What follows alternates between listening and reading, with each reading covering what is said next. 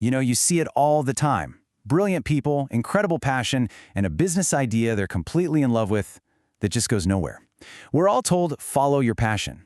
But what if that's the exact advice that's setting most people up to fail? Well, today, let's really get into that and unpack a completely different blueprint for building a business that actually works. So let's just start with this number because it's pretty staggering. 97%. That's the percentage of businesses that never even hit 7 figures in annual revenue. And listen, that's not profit, that's just top-line revenue. It's an absolutely mind-boggling failure rate when you stop and think about it. So that's the million-dollar question, right? Why? With all that hard work and all that passion, why are so many founders hitting a brick wall? Well, the answer might be simpler, and maybe a little more frustrating than you think. The standard playbook, the one pretty much everyone follows, it's just plain wrong. Yeah, this is really the heart of the issue.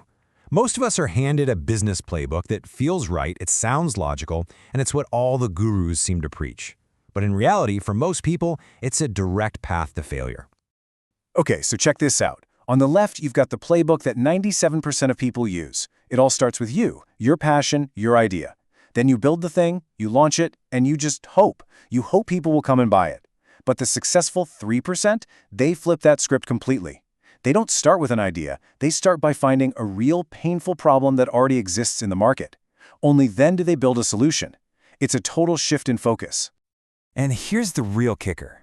When you followed that old playbook, when you start with your passion and your idea, the business becomes about you. It's built to serve your vision, your ego.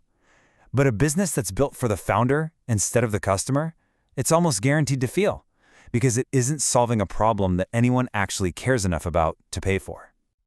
All right, so how do we start to fix this? Well, the very first step in this new playbook isn't about business plans or marketing. It starts right up here, in your head.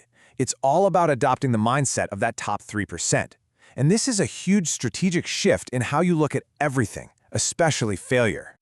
I mean, this quote just turns everything on its head, doesn't it? The idea isn't to want to fail. Of course not. It's about not being terrified of it. See, the 97% are so scared of getting it wrong that they often don't move at all, or they bet everything on one big, untested idea. The 3%? They actually build failure into the plan as a way to learn. And this is what that looks like in practice. It's called controlled failure. Just think of it like a scientist in a lab. You're not betting the whole company on one giant explosive experiment. No way. You're running dozens of small, cheap, intentional tests to see what works and what doesn't. The whole point is to learn as fast as you can, not to lose big. It's a total game changer. And if you want to know why this is so critical, just look at the data. Sure, running out of cash is the #1 reason businesses go under, but look at number 2. 42% of businesses fail because there was no market need for what they built. They made something nobody wanted. That's a direct result of that passion-first, idea-first playbook we talked about. It's a completely avoidable mistake. So, this brings us to the most important, most fundamental action you can possibly take. You need to stop trying to come up with the next billion-dollar idea and instead start acting like a detective. Your job isn't to be an inventor, it's to be a problem hunter. Go out there and find the real pain points that people are desperate to get rid of. Let's use a really simple example to make this concrete. Okay, imagine you're out there listening, and you keep hearing people complain about the same thing. My coffee machine at home just makes terrible coffee. Now, the average entrepreneur hears that, and their brain immediately goes, aha, I'll build a better coffee machine. But the 3% entrepreneur, they stop and they ask one simple question: why? And look what happens when you dig deeper. That one pain point can lead to 2 completely different businesses. If you just assume the machine is the problem, you might spend years and millions of dollars developing new hardware. But what if the real problem is that people don't know the right way to grind the beans or use the machine they already have? Well, suddenly the solution isn't a new machine. It's an online course or a simple guide. That's a way faster, cheaper, and probably more helpful business to build. So once you've found that real underlying problem, you have to ask yourself this question, and this is so important. Is my solution a painkiller or is it a vitamin? You know, vitamins are nice to have. They might make you feel a little better, but when money gets tight, they're the first thing you stop buying. A painkiller, on the other hand, solves an urgent, throbbing pain, and people will happily, desperately pay to make that pain go away, right now. You want to be in the painkiller business. Okay, so you've done it. You've adopted the mindset, you've found a real problem, and you've designed a painkiller solution. That's amazing. But you're not done yet.